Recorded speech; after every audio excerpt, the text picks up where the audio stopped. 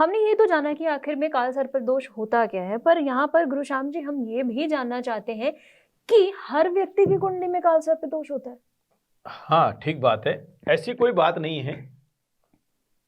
ये लोगों की जो धारणा है, ये गलत धारणा है। प्रत्येक कुंडली में काल सर्प दोष नहीं पाया जाता है। अगर प्रत्येक कुंडली में काल सर्प दोष पाया जाता है तो फिर कुंडलियां देखने की क्या जरूरत है? बिल्कुल, फिर तो कुंडलियां देखने की क्या जरूरत है? फिर तो स्वतः ही हो गया कि भाई कोई भी कुंडली लेकर आ गया तो उसको बिना देखे बोलते तेरी कुंडली में काल सर्प दोष है जी। फिर तो ज्योतिष शास्त्र का महत्व क्या है? अगर प्रत्येक कुंडली में काल सर्प दोष पाया जाता है तो फिर लोगों को अपने आप ये तो ज्ञान हो गया कि मेरी कुंडली में तो काल सर्प दोष है ही है। फिर ज्योतिष के पास, विद्वान के पास जाने की क्या जरूरत है? नहीं, ये लोगों की धारणा गलत है कि प्रत्येक कुंडली में काल सर्प दोष पाया जाता है। ऐसा नहीं है। मैंने अभी अभी बताया आपको कि काल सर्प दोष 284 प्रकार के होते हैं। इसीलिए मैंने बोल रहा हूं कि अच्छे ज्योतिष से, अच्छे विद्वान से विश्लेषण करवाना जरूरी है कि काल सर्प दोष है तो कौन से तरह का काल सर्प दोष है। ये अवधारणा जो लोगों में बनी हुई है, अभी भी बहुत लोग कहते हैं काल सर्प दोष तो हर की कुंडली में होता है, काल सर्प दोष तो हर की कुंडली में होता है। अरे हर की कुंडली में काल सर्प दोष होता है तो फिर वो तो स्वतः ही हो गया, सबको ज्ञान है कि मेरी कुंडली में तो काल सर्प दोष है, मेरी कुंडली में तो काल सर्प दोष है। फिर ज्योतिष के पास जाने की क्या जरूरत है? नहीं, ये आप अपने दिमाग से सब लोग निकाल दें कि मेरी कुंडली में काल सर्प दोष है। आपको पहले ज्योतिष के पास जाकर के उसको निर्धारित करना है कि काल सर्प दोष है कि नहीं है तो किस प्रकार का काल सर्प दोष है और किस ग्रह के कारण काल सर्प दोष बना हुआ है, उसकी जानकारी करनी है। ये नहीं है कि हर एक की कुंडली में काल सर्प दोष होता है। नहीं, ये कदापि नहीं है, संभव नहीं है कि सबकी कुंडली में काल सर्प दोष होता है। ऐसा नहीं पाया गया है। हर एक की कुंडली में अगर काल सर्प दोष पाया जाता है तो फिर तो उसका निवारण भी क्या है और उसका पूछना ही क्या है? नहीं, पहले आपको विश्लेषण करना जरूरी है। जी बिल्कुल। और कुंडली की पूर्ण जांच करवाने के लिए स्क्रीन पर नंबर फ्लैश हो रहा है, उस नंबर पर कॉल करवा के आप कुंडली की जांच करवा सकते हैं। अपनी कुंडली की पूर्ण जानकारी करवाना बहुत इंपॉर्टेंट होता है, तभी आपको अपने भविष्य के बारे में, आने वाली समस्याओं को दूर करने के निवारण मिल सकते हैं। यहाँ पर मैंने जैसे निवारण की बात की, तो हमारे कार्यक्रम में आप सबको उपाय भी जरूर बता के जाते हैं जिस विषय पर हम बात कर रहे हो। तो जैसे काल सर्प योग का अगर कोई निवारण चाहता है तो उसके कैसे निवारण पा सकते हैं कि हम काल सर्प योग मुक्त हो जाए? बहुत अच्छा है जी। काल सर्प दोष निवारण के लिए या काल सर्प दोष मुक्ति के लिए, उपाय के लिए अनेक उपाय शास्त्रों में वर्णित है। कई ज्योतिष लाल किताब के द्वारा, कई भृगु संहिता के द्वारा, कई फलितादेश के द्वारा, कई पुराणों के द्वारा काल सर्प दोष का निवारण बताते हैं जी। पर चर्चा करते हैं कि काल सर्प दोष को ये जानना जरूरी है कि काल सर्प दोष किस प्रकार का है। वही चर्चा आती है फिर काल सर्प दोष किस प्रकार का, उसी के अनुसार उसका निवारण और शांति पाई जाती है।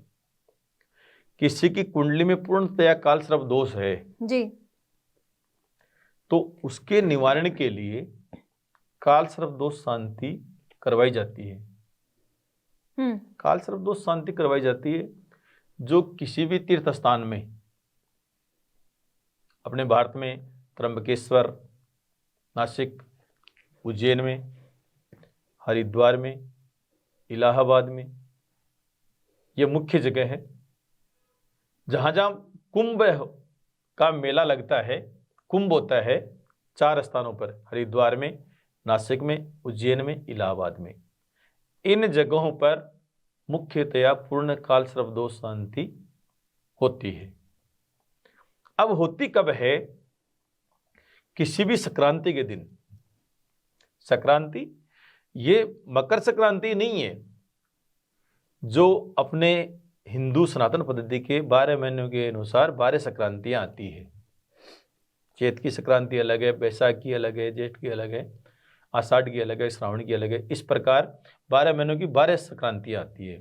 तो वो संक्रांति के दिन और प्रायकर 14 या 15 तारीख को, प्रत्येक महीने की 14 या 15 तारीख को संक्रांति पड़ती है जी।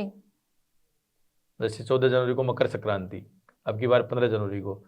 तो ये भी मैं आपको एक कारण बता दूं कि इतने वर्षों तक 14 जनवरी को संक्रांति आई। अब आने वाले 37 यानी 37 वर्ष के लिए 15 जनवरी को संक्रांति आएगी।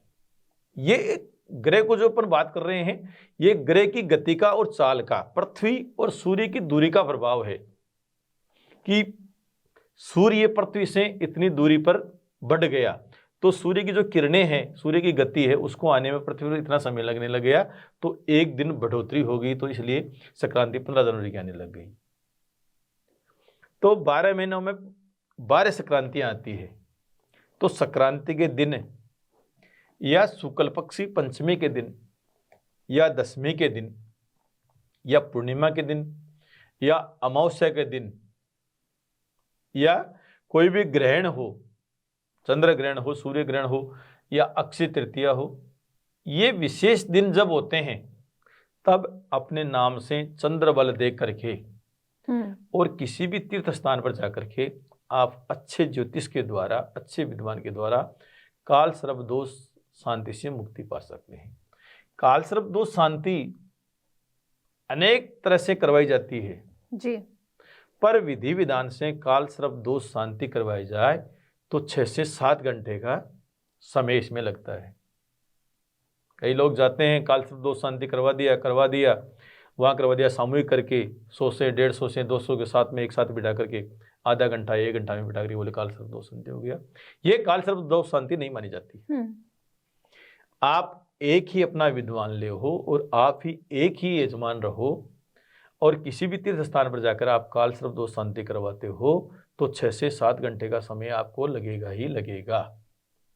काल सर्प दोष शांति में क्या है, नाग बनाया जाता है 9 नागों की। काल सर्प क्या नाम है, 9 नागों की, यानी 9 कुल देवताओं की वहां पूजा होती है।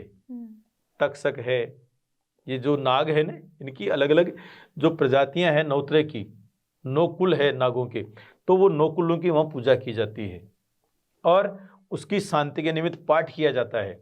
पितृ सूक्त का पाठ किया जाता है, सर्प सूक्त का पाठ किया जाता है, नारायण सूक्त का पाठ किया जाता है, पुरुष सूक्त का पाठ किया जाता है।